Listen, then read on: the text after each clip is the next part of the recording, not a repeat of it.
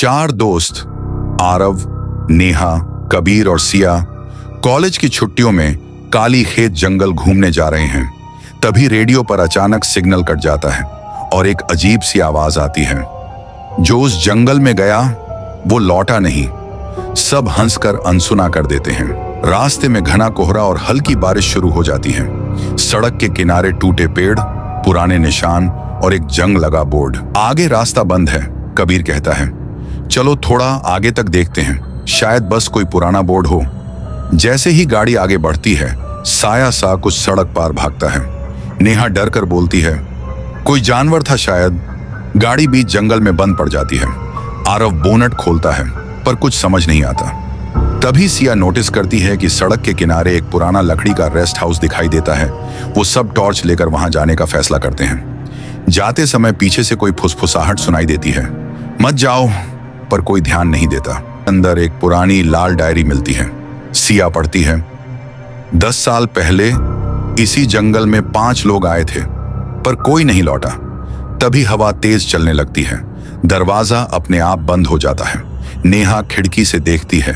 बारिश में कोई औरत खड़ी है, लाल साड़ी में, झुकी हुई गर्दन और हाथ में एक टूटी लालटेन।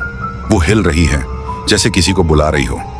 नेहा चीखती है, बाहर कोई है। सब भागकर देखते हैं पर बाहर कोई नहीं था। तभी कबीर की टॉर्च टिमटिमाती है और उसकी रोशनी में वही औरत खिड़की के पास दिखाई देती है। सब डर के मारे पीछे हट जाते हैं। आरव दरवाजा बंद करने दौड़ता है मगर दरवाजा खुद ही खुल जाता है। हवा के साथ किसी के कदमों की आवाज आती है। डायरी अपने आप खुलती है और पन्ने अपने आप पलटने लगे। आखिरी पन्ने पर लिखा था, वो लौट आई है। तभी पीछे से एक आवाज आती है, अभी तो खेल शुरू हुआ है। सुबह की हल्की धुंध, बारिश थम चुकी थी।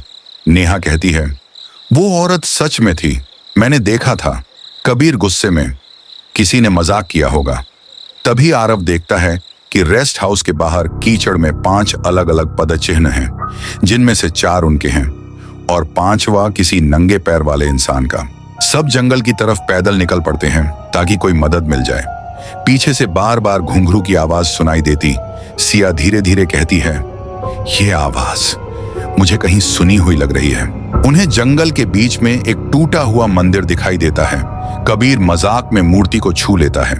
तभी हवा रुक जाती है और मंदिर के अंदर से आवाज आती है, तुमने श्राप तोड़ दिया। कबीर जमीन पर गिर पड़ता है और उसकी आंखें सफेद हो जाती हैं। उसका शरीर कांपने लगता है जैसे किसी ने उस पर कब्जा कर लिया हो। सिया को याद आता है कि डायरी में आगे कुछ लिखा था। वो रेस्ट हाउस में वापस जाती है डायरी लेने।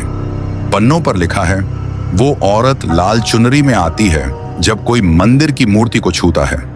उसका नाम था सावित्री, जिसे गांव वालों ने जिंदा जलाया था क्योंकि उसने अपने पति की मौत का बदला लेने की कसम खाई थी।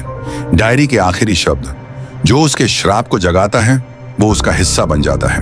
दीवार टूटती है। पीछे से सावित्री की आत्मा निकलती है। लाल साड़ी, आधा जला चेहरा और हाथ में वही टूटी लालटेन। आरव मंत्रों वाली दीवार पर टॉर्च की रोशनी डालता है। अक्षर चमकने लगते हैं। सावित्री चीख कार गायब हो जाती है। कबीर बेहोश हो गिर पड़ता है। सब बाहर भागने लगते हैं लेकिन जंगल का रास्ता बदल चुका होता है। हर तरफ धुंध और हवा में एक फुसफुसाहट गूंज रही है, तुम तीनों भी मरोगे।